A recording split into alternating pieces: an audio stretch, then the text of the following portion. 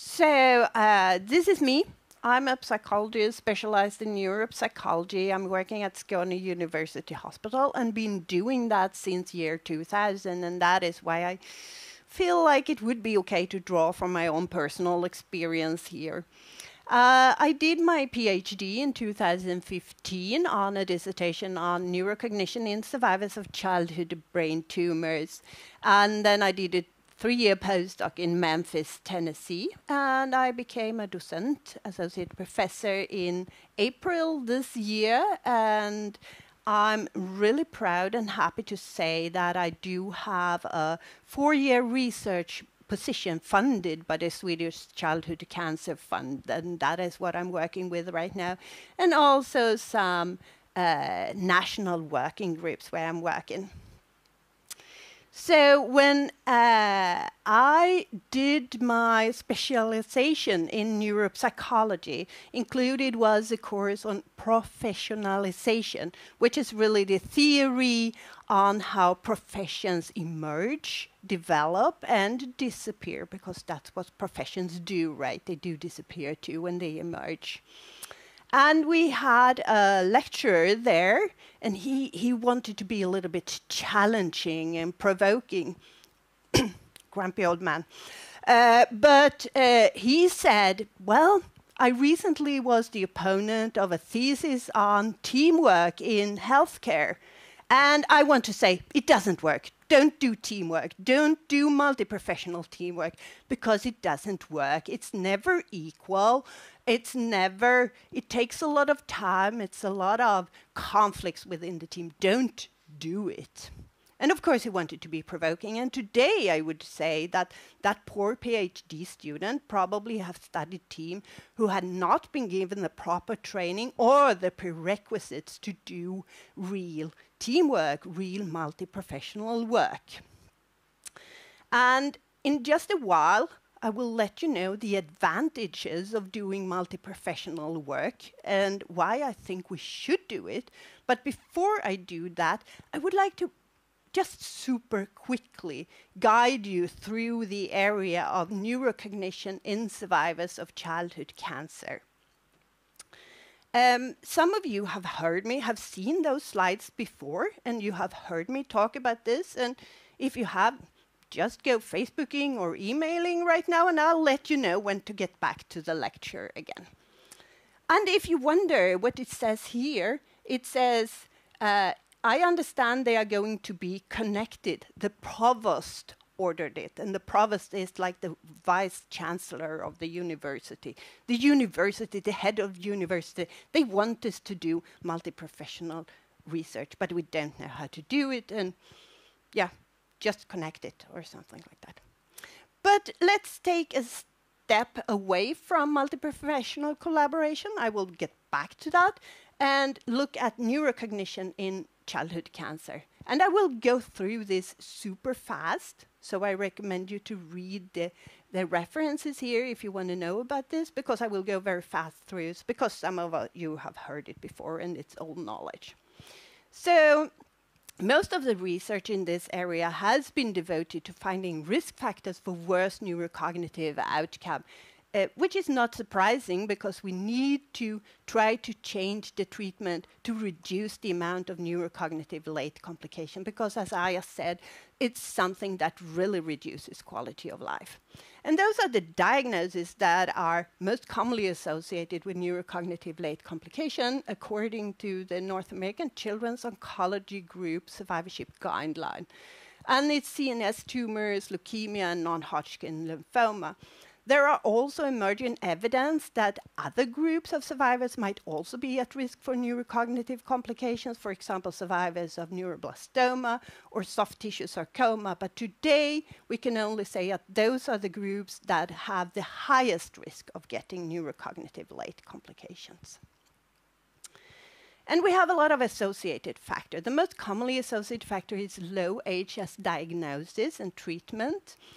Female sex for survivors of leukemia, whole brain radiation therapy, whole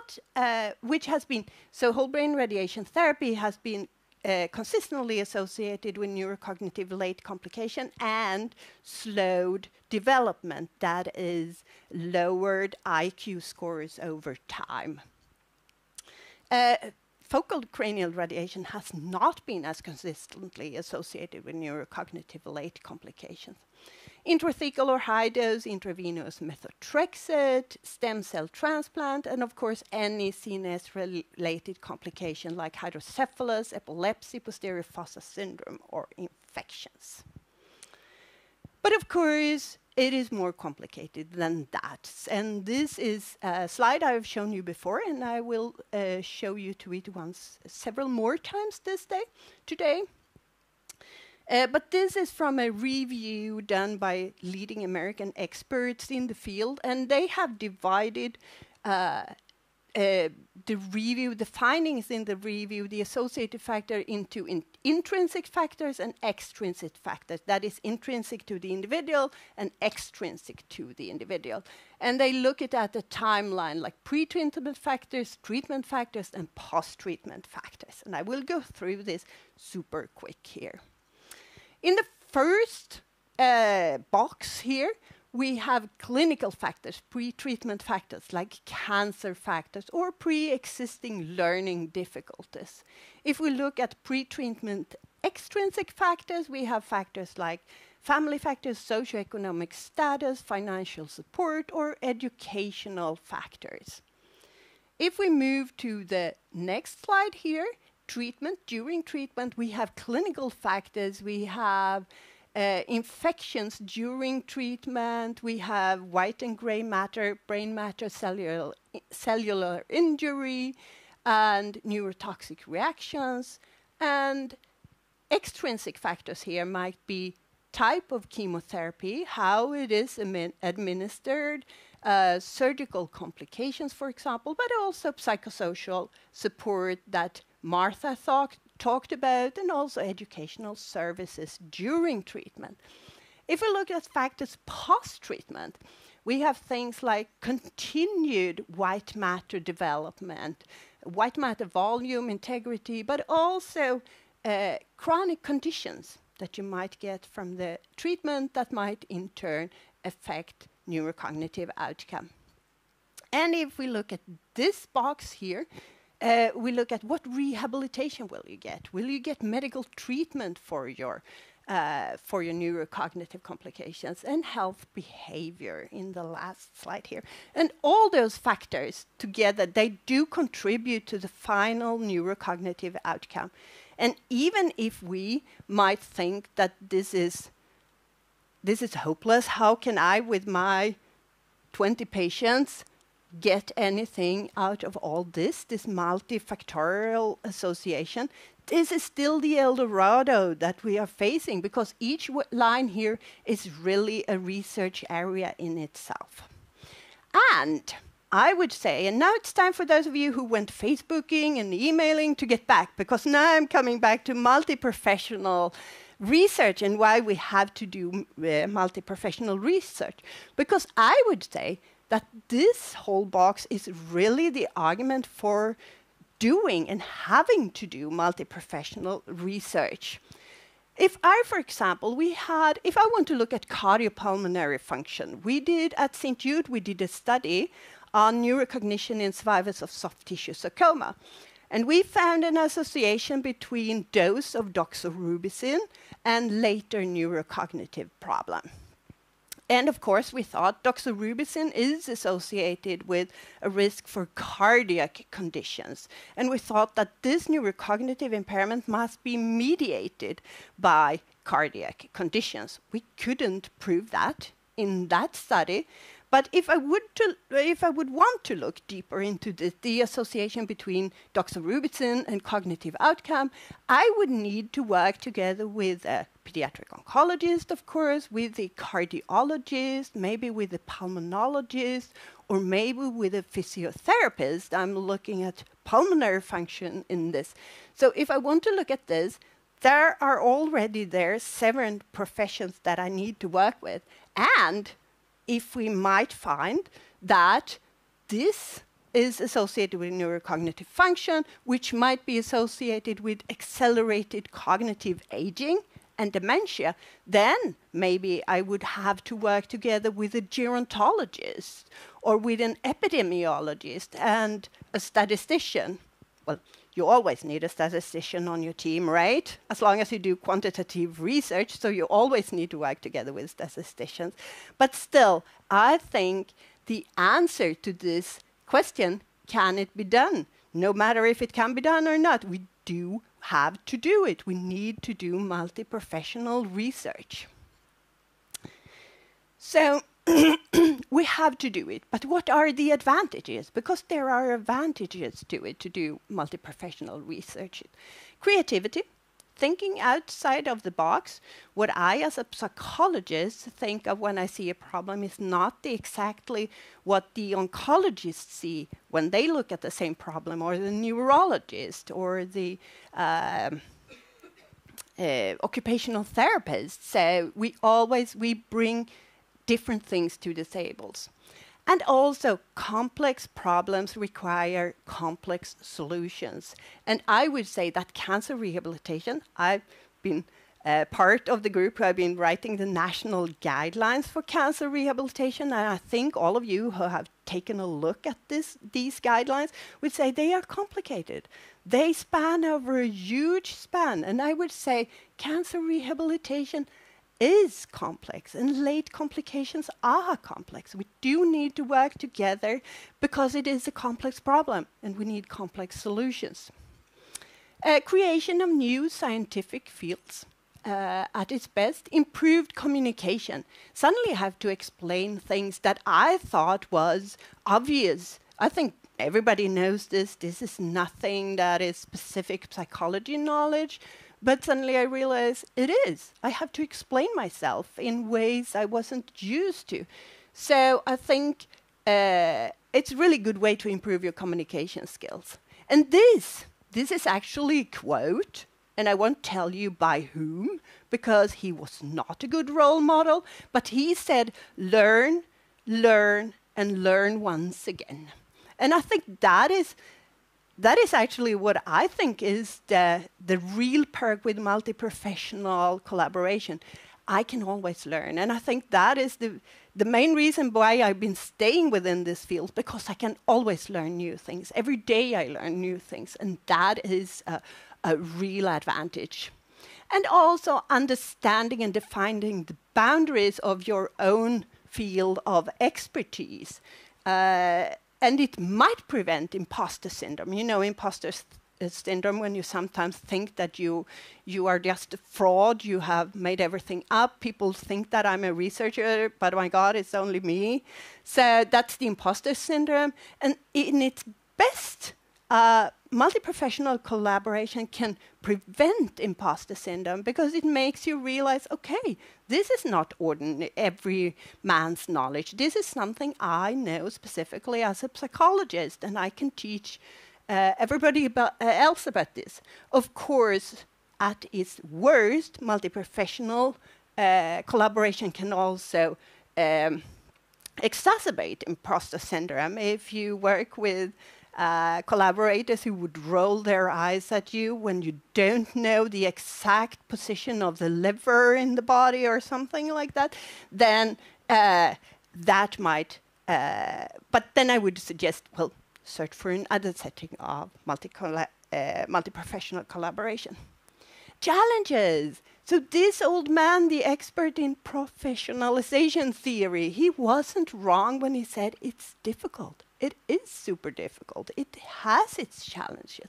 And communication is one of them. So what makes sense to me, what is everyday knowledge to me, might not be everyday knowledge to you. For example, take a look at this list. And I can tell you it's in Swedish. For how many of you, hands up, does this list make perfect sense?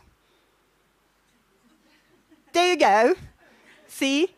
This is actually a list of all the tests in the WISC-5, the most commonly used test that we use as psychologists. For how many of you does this list make perfect sense? Wow! So this is actually, this is a list of, I don't know. You can ask Anna afterwards, and she will tell you what this list is about. So see, communication, what is obvious to me is not obvious to you, but that's a challenge that we have to. That awkward situation of feeling stupid. So science, being a researcher, is to dare to be stupid. That is, science is at the boundaries of what we know. We do research on things we do not know. So when you do research in general within your area of expertise, you might every now and then feel stupid. And this gets worse when you do multi-professional research. When something is obvious to everybody else, but not to me, of course you might feel stupid.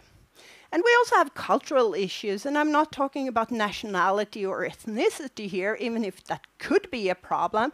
I'm talking about more about organizational culture.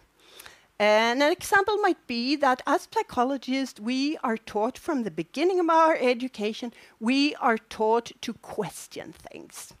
When I was in my psychology training, we were asked, well, if you see a person who has tears in his or her eyes, what would you conclude?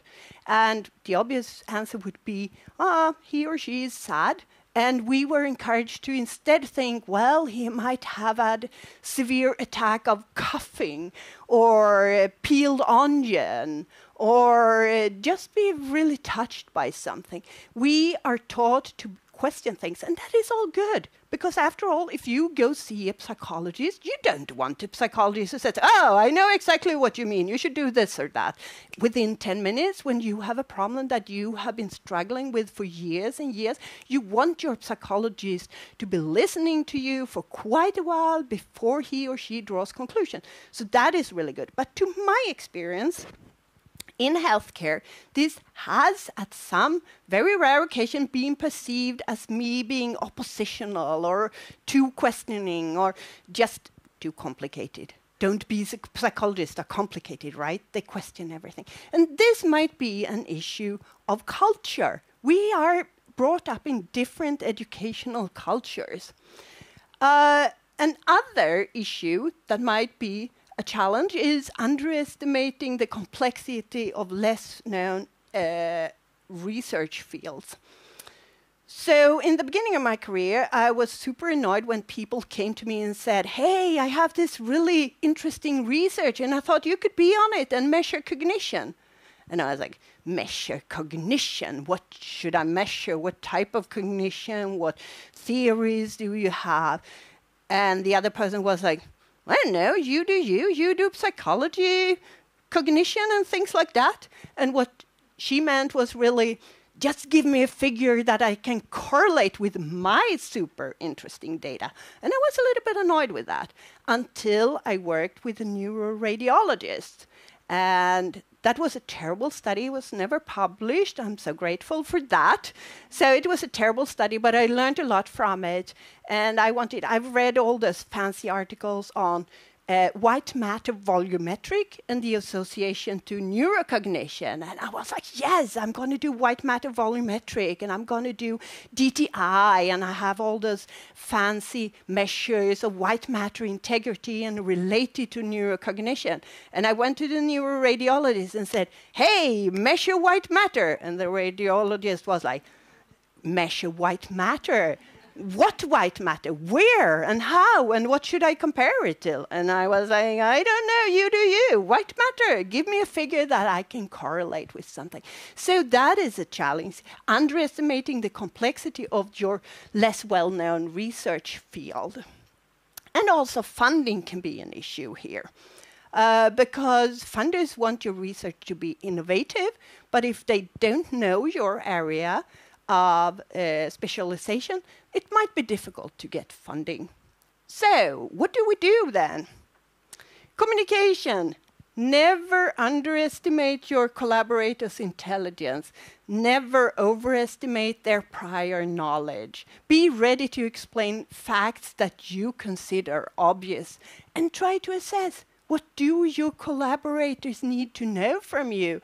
Does this make sense to you? Am I explaining something you already know? Have you heard of this before? Should I explain this in further detail? Do assess what do your collaborators need to know. And by the way, if you have ever, I haven't, but if you have ever been accused of mansplaining, that's a perfect question. Am I explaining something you already know? As simple as that, and then you would know, then you would get the answer.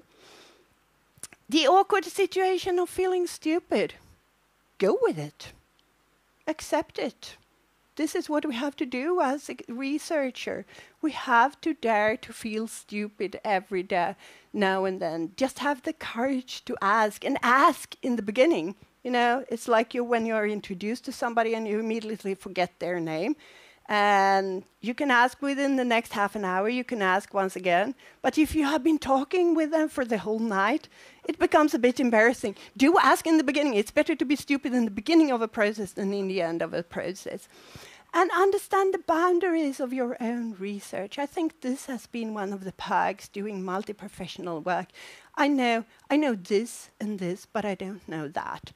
And I really know this, and this is not common knowledge to everybody. Cultural issues.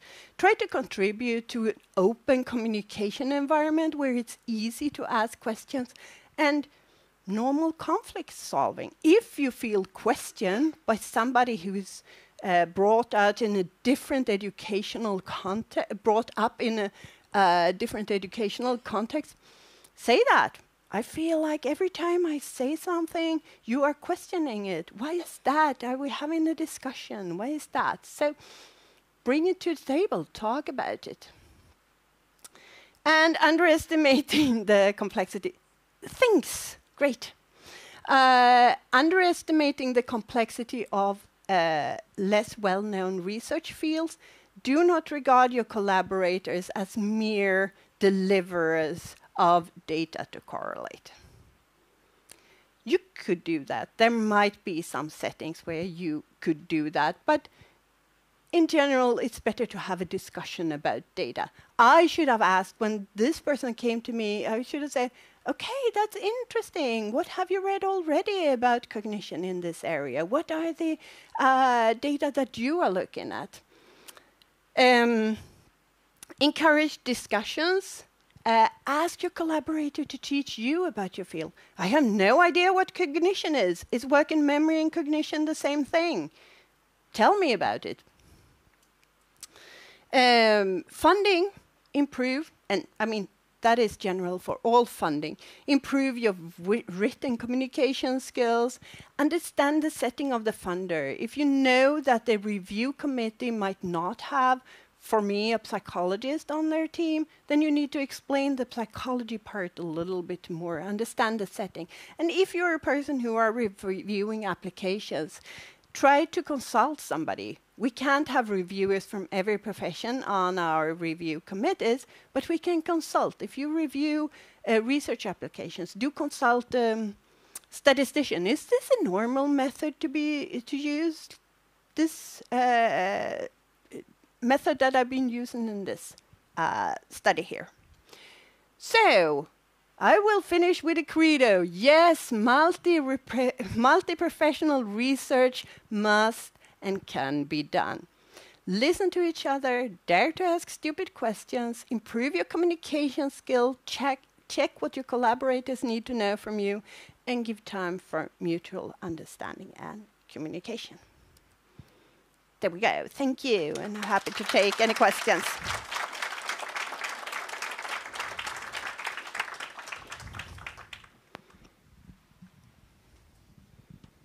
Ja, tack så hemskt.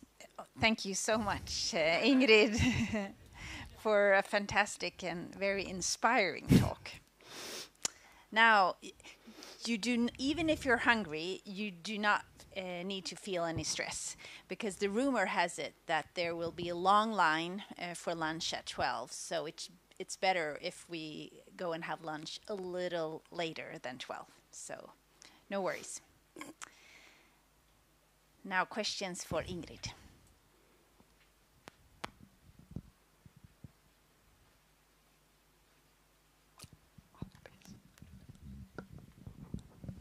So you've told us about the advantages, but also the challenges.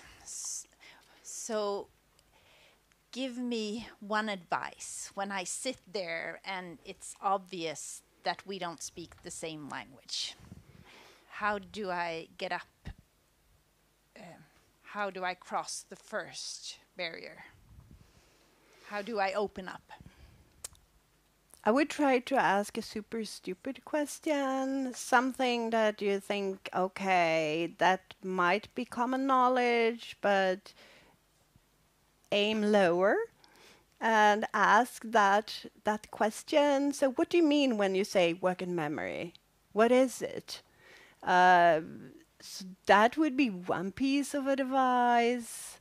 You could also say, well, I'm not really sure that we are talking about the same things. You know, putting words to the problem, because that's what you said, right? When you are in a setting and you don't feel like you are understanding each other. So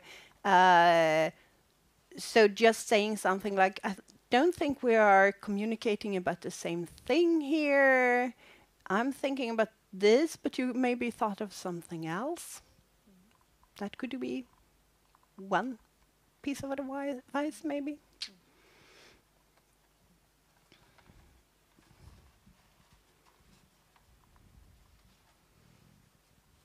Maybe not questions, but comments?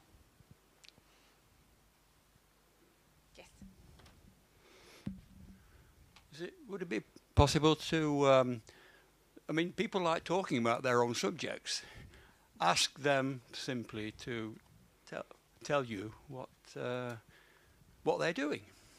That is a very... And then you'll have to stop them, probably. Yeah. That is a very good piece of advice. I think it was the same guy, the professionalization expert, who said, what do you do when you meet a group? Well, you do the same things as the people did who bought Manhattan. Just talk to people and show them a mirror. People love mirrors. Show them a mirror, talk about them. So that has actually been a really good piece of advice that had been applicable in many settings. So I think that's a really good idea. Just ask them to talk about their area of expertise. And at the same time, be clear with what you want. That's for true, because as you said, they might continue talking forever and forever. So communication, I think, to be clear, what do you have, what do I have, and how can we find a really good synergy?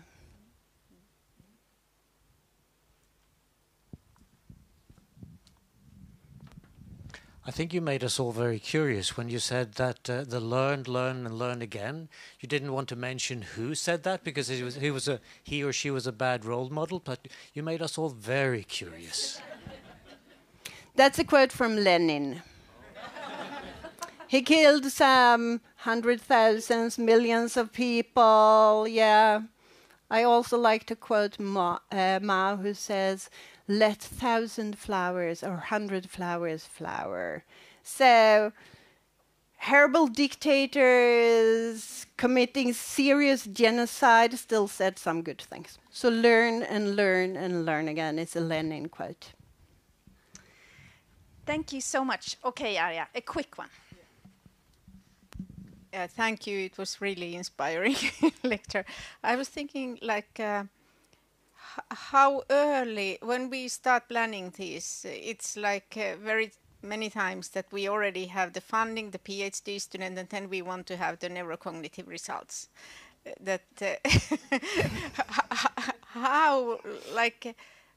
How early should we start with this collaboration, and how do we find each others? It's a big, there are big questions, but I was thinking, like many times we are too late. Yes, I think so too. I think many times we are a bit too late, and we run into the problem with having a neuropsychologist, that somebody is supposed to deliver good data to correlate with something that I'm interested in. So I think it's good to have a psychologist on the team from the beginning. And I would say, and I'm really happy that you asked that question, that this is really, you might not know it, but this is really like a dating session here, because here are many neuropsychologists and many researchers within childhood cancer. So just take the opportunity here today and connect with a neuropsychologist who might be interested in your research idea. So I think symposiums like this, conferences, is how we will meet. Then I think sometimes it's a larger hurdle. It's easy to put an ad out there and advertise for your PhD students within your own profession, but sometimes we make the obstacles too high to say, okay, I want a psychologist and I want to put an ad out and see if I can get a psychologist who is interested in my team. So I think the regular way also works. Thank you again, Ingrid. So now